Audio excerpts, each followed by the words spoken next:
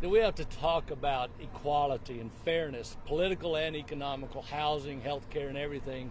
When this country is the wealthiest country on the planet in the history of mankind, and then we have as many people in this country that don't have housing, don't have health care, don't eat, they're food insecure. It's just astounding to me that we're talking about this. You know, I get accused by all my conservative friends about the fact that I'm a socialist.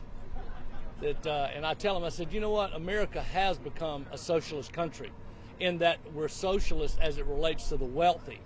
All the benefits and all the rules and the regulations that we're creating in these buildings are benefiting we wealthy people. And then they talk about, well, let's cut taxes, and you guys that are business starters and entrepreneurs, you'll go out and do more. And I just say, that's a bunch of bull.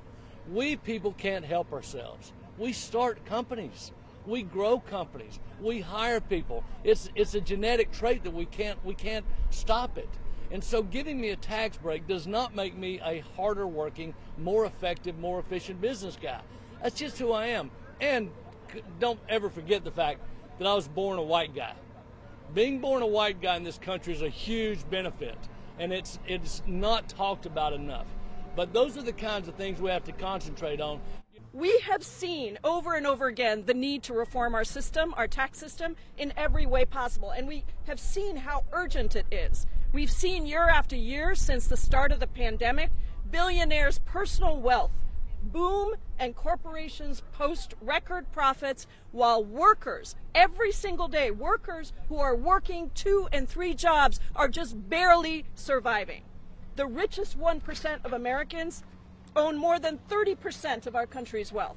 Compare that to the entire bottom half of society owning just barely over 2% of the wealth. And we know that this is also a matter of racial justice. That is the reality. The wealth gap is particularly staggering for black and brown families. White families have an average wealth that is more than 14 times as much as black families. But this issue is about so much more than just percentages and figures. It's about people and it's about families. It's about billionaires owning super yachts and Rolexes while hardworking people are struggling to afford their rent or going to sleep hungry. It doesn't have to be the case. We can actually change this. We have proven with the child tax credit, with survival checks, with so many provisions of the American Rescue Plan that poverty is a bad policy choice. It is a choice, and we can make different choices. The poor and the working class are not going to bring this country down.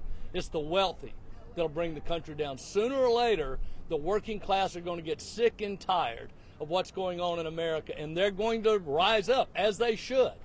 So I'm just saying that we need to stay focused on the real deal. We wealthy people have got to realize we don't need it all. We really don't. We can share. And tax policy is the only thing that will fix it. No one is going to, by their own volition, write a bigger check. I have people tell me that all the time. Well, Stephen, why don't you just write a bigger check? Number one, I'm not stupid. Secondly, it won't fix the problem. You take any one of these guys, Elon Musk or Jeff Bezos or any one of them, and they write 100% of their wealth to the IRS, it still won't fix the problem. The problem is systemic. It's all created back here, and for the last 50 years we've been restructuring tax policy so that all the value accrues to we wealthy people.